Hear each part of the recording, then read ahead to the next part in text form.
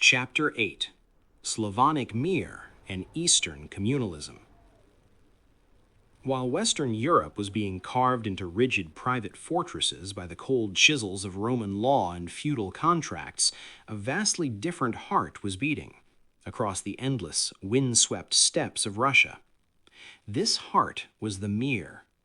To the Slavic peasant, the Mir wasn't merely a village, not a tax district, not a collection of huts. It was a holy institution, a terrestrial reflection of a divine eternal order. The very word mir in the Russian tongue carries a triple weight of meaning that defines the Slavic soul. It means village community, the world, and peace. To be cast out of the mir wasn't just to lose one's land.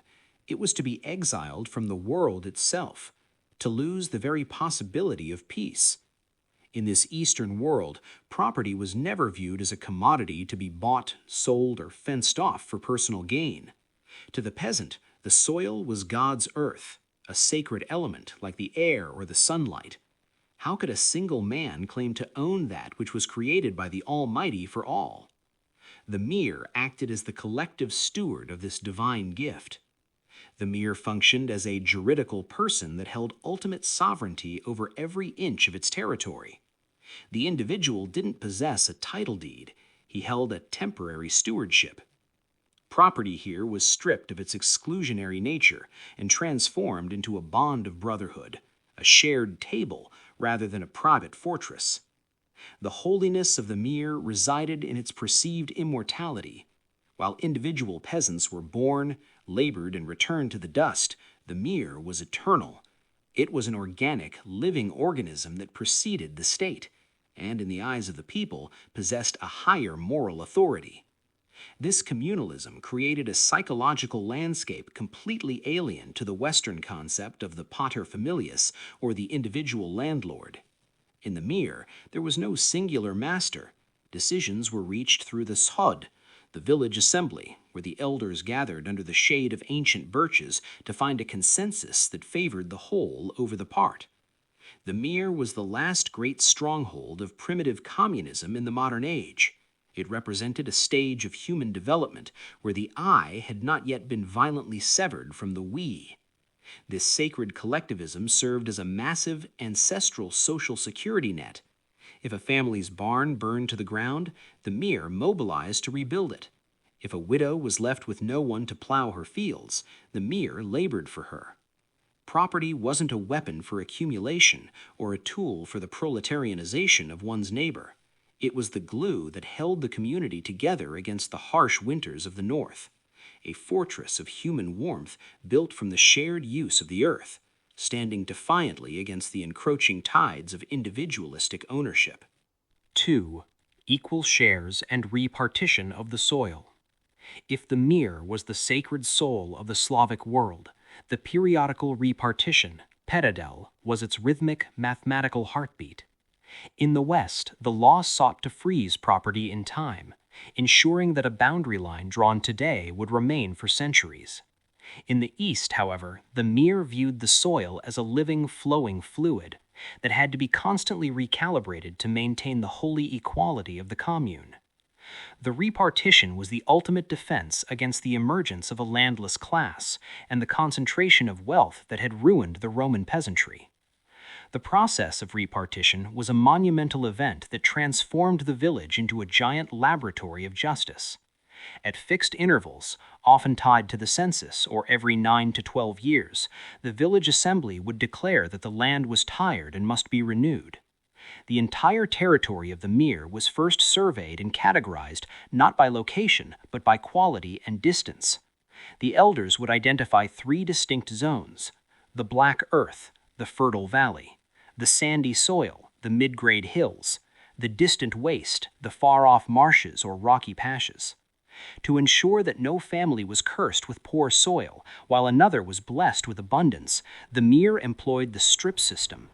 Each zone was sliced into long, narrow ribbons of land.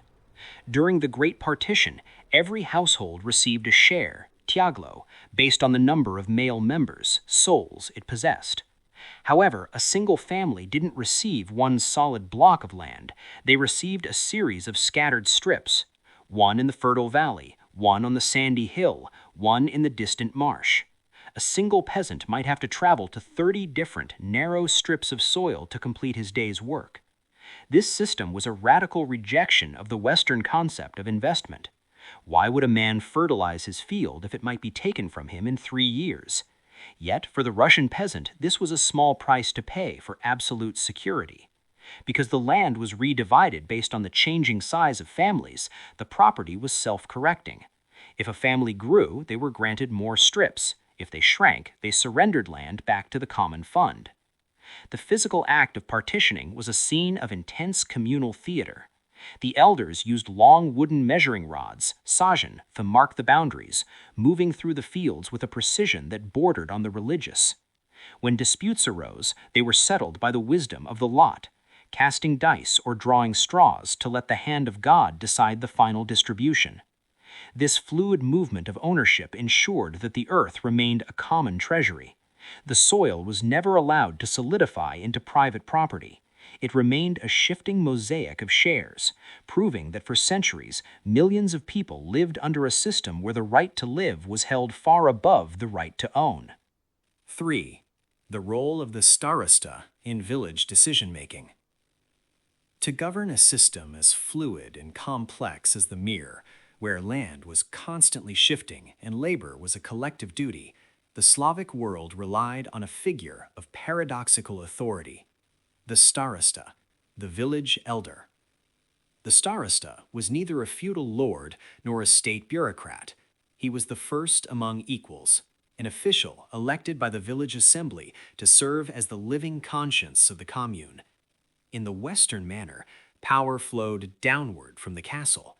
In the Mir, power radiated outward from the starosta's wooden porch, rooted in the ancient soil of communal consent. The starosta was the conductor of the village orchestra. His primary and most sacred responsibility was the management of the skod. This wasn't a democratic assembly in the Western sense of majority rule. The Slavic concept of justice demanded consensus. The starosta's task was to keep the heads of households gathered in the village square, standing for hours in the mud or the snow until every voice was heard and a single, unanimous decision was reached. He didn't command, he persuaded and softened. He was the master of the unwritten law, the guardian of a tradition that spanned 1,000 years. When the Mir decided on the date for the Great Partition or the start of the harvest, it was the starosta who translated the collective will into communal command. However, the starosta's role was also one of immense burden and sacrifice. He was the shield of the village. When the Tsar's tax collectors arrived, or when the military recruiters came to snatch sons for 25 years of service, it was the starosta who stood at the village gate. He was personally responsible for the Mir's collective tax debt. If the village failed, it was the starosta who felt the knout, the whip, or faced imprisonment. This created a unique bond between the leader and the led. The starosta was the father of the community, but he was also its most vulnerable servant. Yet there was a darker side to this communal autocracy. The starosta's authority represented the total absorption of the individual by the group. Under his watchful eye, there was no private life. He oversaw the distribution of timber, the care of the village orphans, even the internal moral conduct of the families. If a young man wished to travel to the city to find work, he needed a passport issued by the Mir and signed by the starosta. Property was managed not by individual ambition, but by the needs of the Mir as interpreted by the elder.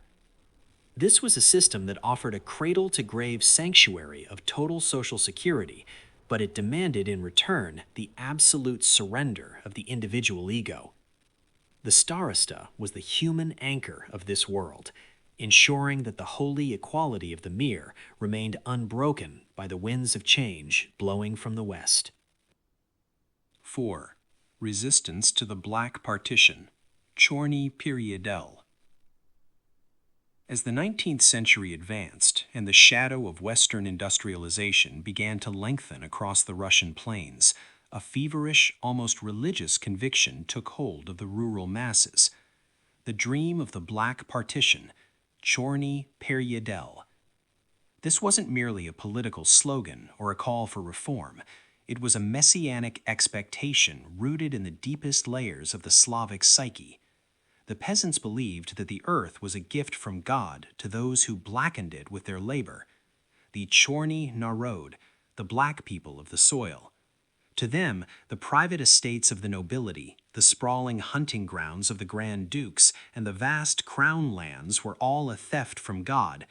They awaited a singular, apocalyptic moment when the Tsar would speak a word and a final, universal re-partition would occur, dissolving every fence and boundary in the empire and returning all land to the communal hearth of the Mir.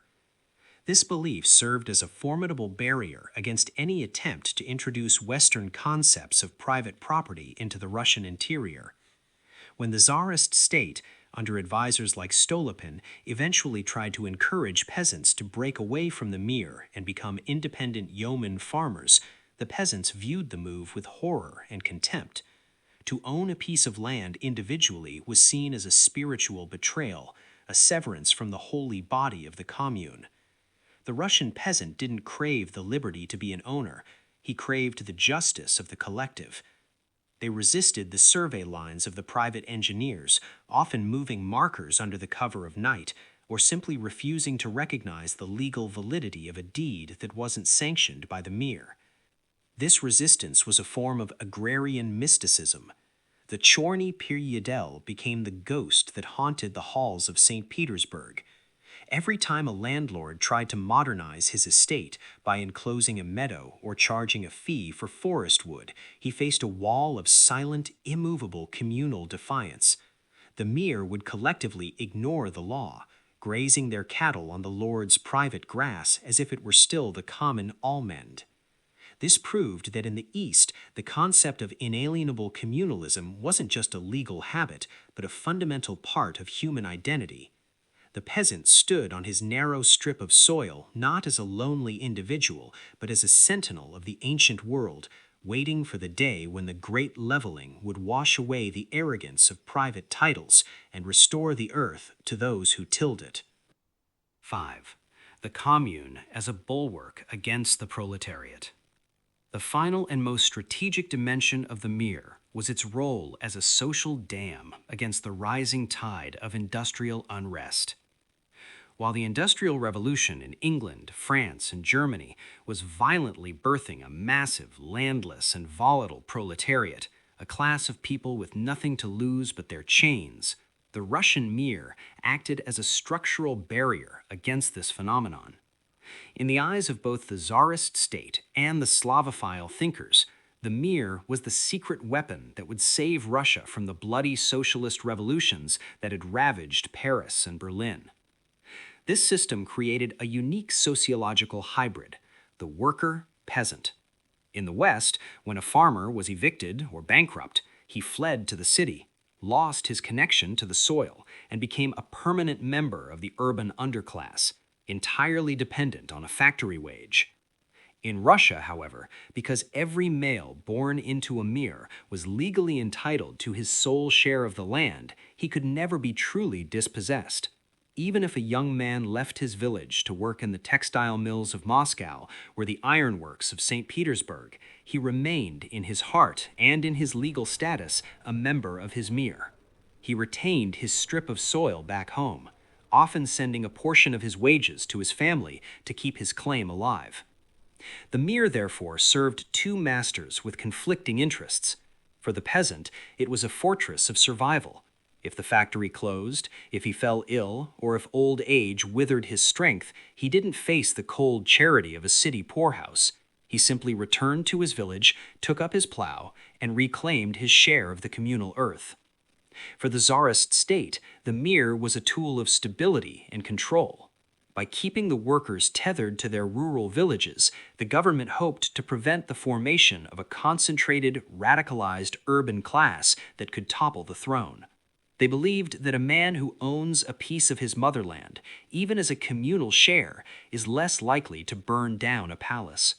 However, this bulwark was a double-edged sword. While it prevented the ruin of the individual, it also acted as a lead weight on the progress of the nation.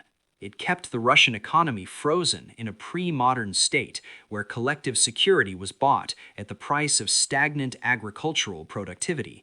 Individual initiative was smothered by the weight of the Scode, and the holy equality often became an equality of poverty. In the end, the Mir didn't prevent the revolution. Instead, it provided the very communal blueprint that the later Bolsheviks would exploit to reorganize the nation. The Mir proved that a society could exist where the right to existence was firmly anchored in the common soil, providing a radical, haunting alternative to the lonely, fenced-in world of the Western capitalist.